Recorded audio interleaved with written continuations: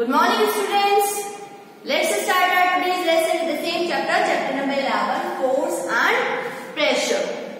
So we have studied about the force and about the pressure and what is the definition of pressure, what is pressure and how it is dependent on force and area.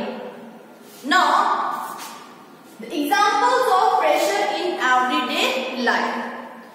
When we discuss the factors on which the pressure depends on force and cross-section area, then we discussed all the examples of pressure in everyday life. हमने तभी ये सारे examples discuss कर लिए थे कि किस तरीके से एरिया पे प्रेशर डिपेंड करता है. And as I told you that pressure is inversely proportional to area. अगर एरिया कम है तो प्रेशर ज्यादा होगा और अगर प्रेशर एरिया कम है तो प्रेशर ज्यादा और एरिया ज्यादा तो प्रेशर कम, क्योंकि ये इसका इनवर्सली प्रोपोर्शनल है. तो सारे जो भी एग्जांपल्स दिए हुए हैं हमारी बुक में हम इनको ऑलरेडी डिस्कस कर चुके हैं.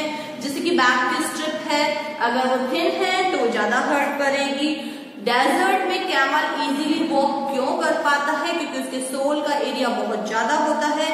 इसी तरीके से why it is difficult to cut with a blunt knife and easy to cut with a sharp knife. उसके बाद जो रेलवे ट्रैक्स होते हैं वो लार्ज वुडन प्लैंक्स पे लगे हुए होते हैं, क्योंकि उसकी वजह से जो भी उसका सरफेस एरिया है, जो कि कॉन्टैक्ट एरिया है, वो इंक्रीज हो जाता है. स्लीपर्स क्योंकि चौड़े होते हैं इसलिए कॉन्टैक्ट एरिया ज्यादा हो जाता है, तो प्रेशर विल डिक्रीज, प्रेशर कम हो जाएगा और जो रेलवे ट्रैक्स हैं वो जमीन में कम धंसेंगे, कम सिंक करेंगे.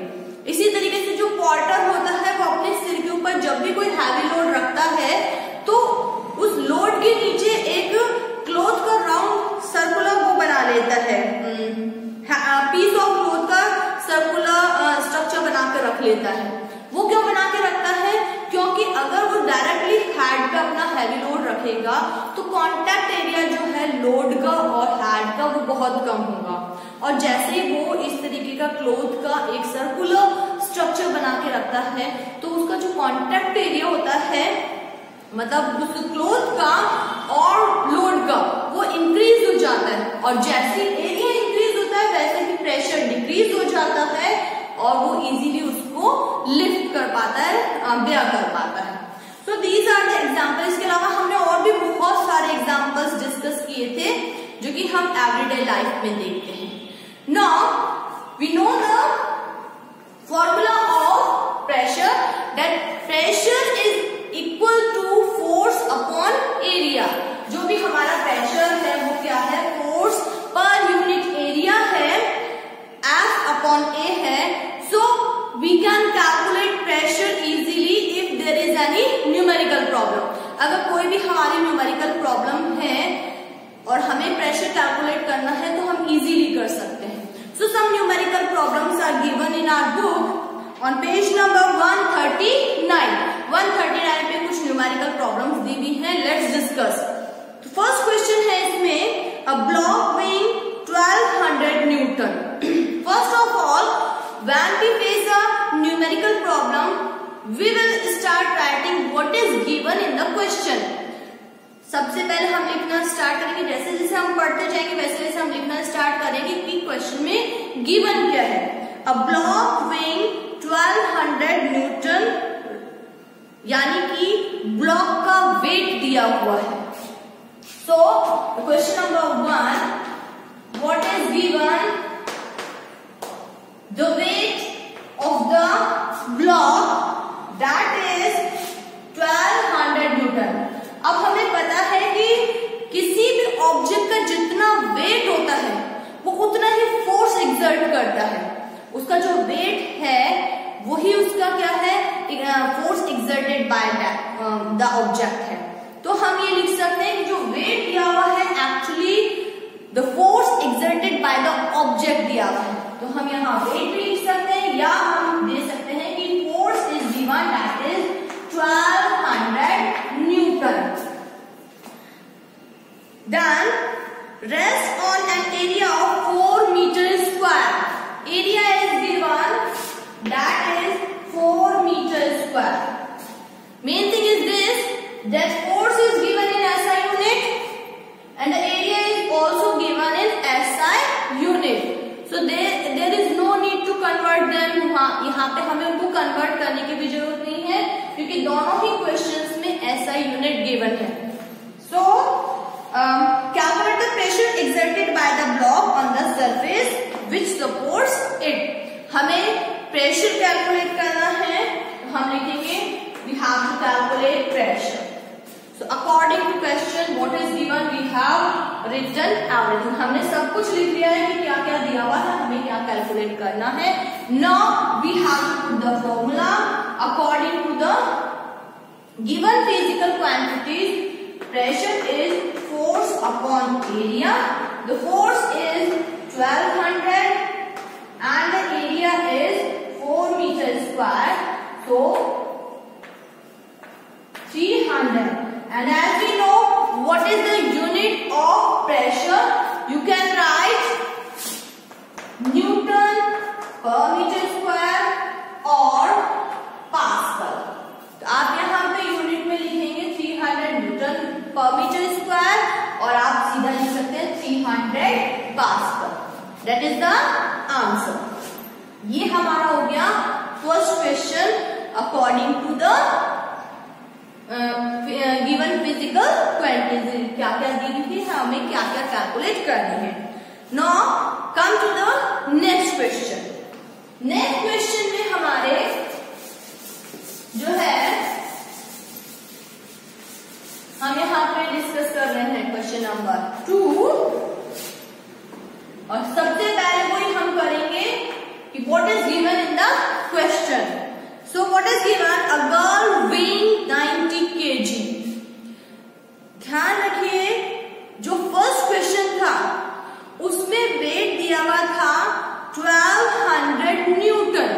इसका मतलब है उसमें डायरेक्ट जो न्यूटन है it is the SI unit of force. जो भी वो फोर्स एक्सर्ट कर रहा है या जो भी वेट है उसका, उसकी डायरेक्ट यूनिट दी हुई थी. इसका मतलब है वो डायरेक्ट वेट दिया हुआ था या फोर्स दिया हुआ था. अब इस क्वेश्चन में हमारे पास वेट तो बोल रहा है पर साथ में वो बोल रहा है 90 kg. इसका मतलब है it is not weight, it is the mass of the object. तो यहाँ पे डायरेक्ट वेट नहीं दिया हुआ है, यहाँ पे क्या दिया हुआ है, मास दिया हुआ है. Because the SI unit of mass is kg. यहाँ पे kg दिया हुआ है तो ये हमें जानना है कि यहाँ पे वेट या फोर्स नहीं दिया हुआ है, यहाँ पे मास गिवन है दैट इज 90 kg.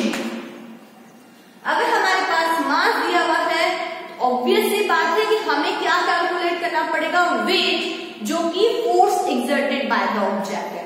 तो हम कैलकुलेट करेंगे वेट. इस ऑब्जेक्ट का वेट क्या है and formula of weight is mg where the g is the gravity acceleration due to gravity and its value is, वैसे जिसकी वैल्यू होती है 9.8 मीटर पर सेकेंड स्क्वायर.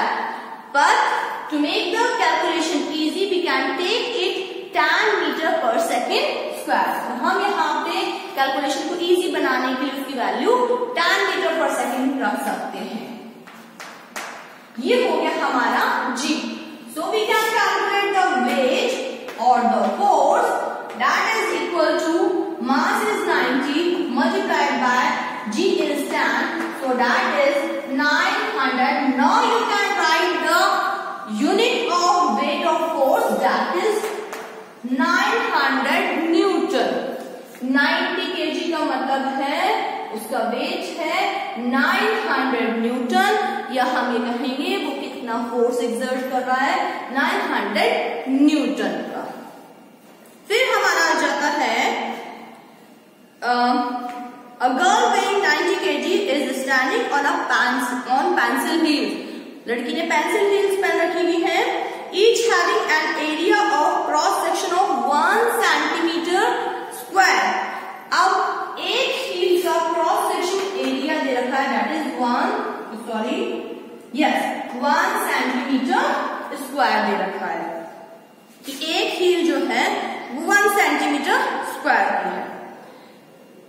अब हमें क्या करना पड़ेगा कि जो ये हील है सबसे पहले तो हमें ये देखना है कि ये सेंटीमीटर स्क्वायर में है। तो हमें ध्यान रखना है कि अगर यूनिट ऐसा यूनिट नहीं है तो हमें हमेशा उसको ऐसा यूनिट पे कन्वर्ट करना पड़ता है। मीन्स अगर सेंटीमीटर स्क्वायर में दिया हुआ है तो हमें उसको मीटर स्क्वायर में कन्वर्ट करना है। सेकंड चीज ये है कि ये जो एरिया है वो एक हील का है। अब हमें क्या निकालना है, 2 हील, उसने 2 सैंडल्स पहन रखे हैं यानी कि 2 हील्स पहन रखी हैं, तो 2 हील्स का एरिया निकालना है। तो हमें अगर 2 हील्स का एरिया निकालना है तो 2 मल्टीप्लाइड बाय 1, ये 2 हील्स का क्रॉस सेक्शन एरिया हो गया इन सेंटीमीटर स्क्वायर। अब अगर हम इसे सेंटीमीटर स्क्वायर को मीटर स्क्वायर में कन्वर्ट करना है, then we will divide it 1 meter is equal to 100 centimetre. यानी कि अगर हमें सेंटीमीटर से मीटर में कन्वर्ट करना है we have to divide it by 100।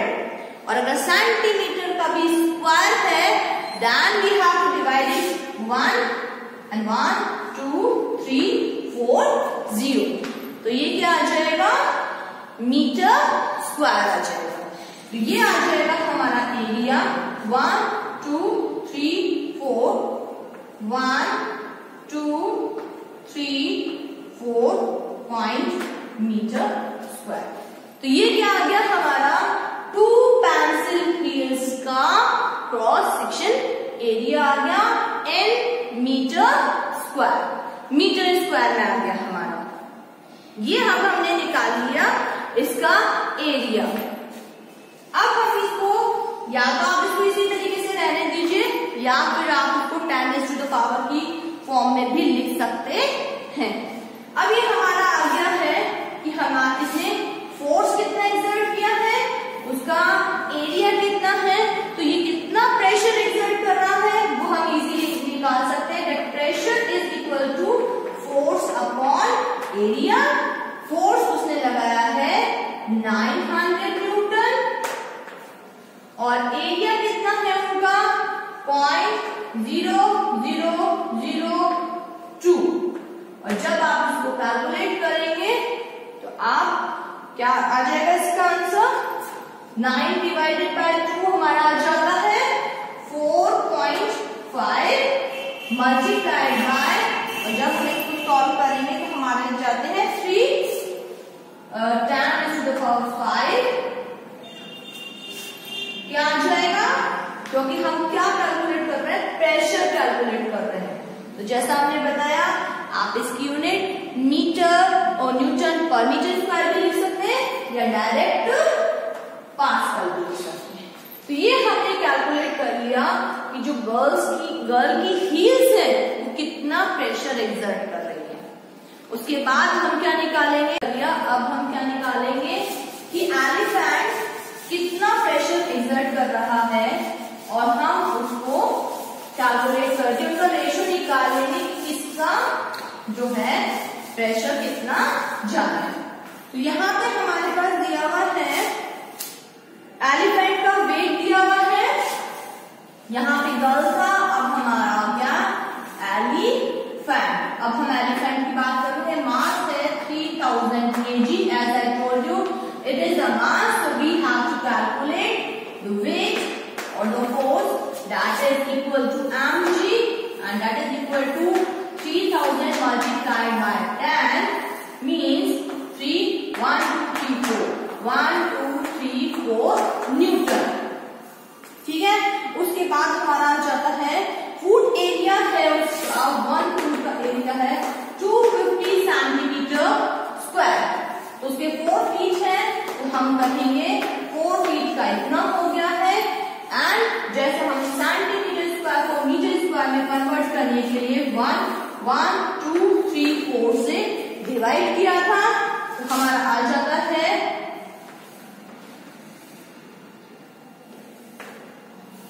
ये आ जाएगा हमारा 0.01, ठीक है, और ये आ जाएगा metre square.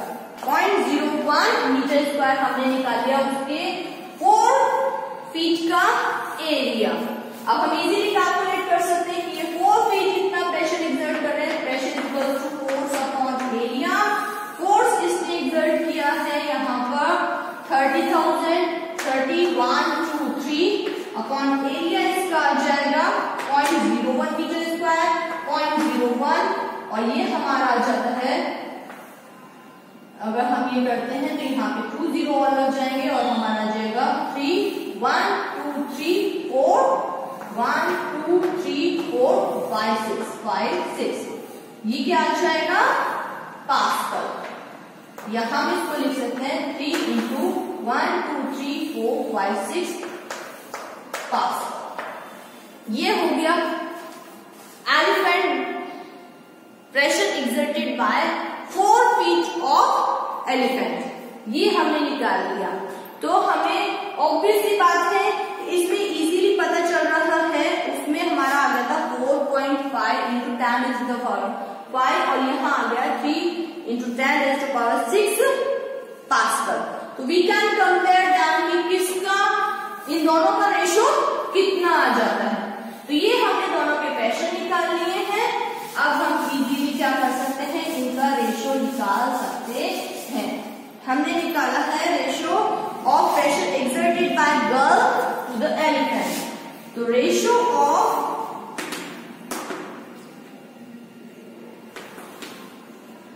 Pressure by girl and elephant, ये हमारा गर्ल का था 4.5 इंटू 10⁵, और अभी हमने इसका किया है कितना था 3 इंटू 10⁶, और ये हमारा आ जाएगा, आप कैलकुलेट करेंगे तो 15। जब हम इसका रेशो निकालेंगे तो हमारे पास 15 आ जाएगा, और यहाँ पे आपका 15 आ गया। ये रेशो है तो इसकी यूनिट नहीं लिखनी है, ये ध्यान रखिएगा। ये 2 physical quantity, same physical quantities का रेशो है, तो यहाँ पर भूल कर भी हमें यूनिट नहीं लिखनी है। तो it is the ratio of the pressure exerted by girl and elephant. इसका मतलब है गर्ल जो है ऊपर गर्ल का है, नीचे एलिफेंट का है, इसका मतलब है हमारा 15 आया है, हम इसको कह सकते हैं 15/1 कह सकते हैं, यानी कि इसको 15:1 भी कह सकते हैं। इसका मतलब है कि जो गर्ल की 2 हील्स हैं वो एलिफेंट के 4 फीट जो लैग्स है या फीट हैं उनसे 15 टाइम्स ज्यादा प्रेशर एक्सर्ट कर रही हैं, क्योंकि उनका सरफेस एरिया जो था, कॉन्टैक्ट एरिया था, वो बहुत कम था, जिसकी वजह से वो एलिफेंट के 4 फीट से भी 15 टाइम्स ज्यादा प्रेशर एक्सर्ट कर रही हैं। तो इस तरीके से हम कोई भी न्यूमेरिकल प्रॉब्लम जो है वो इजीली सॉल्व कर सकते हैं।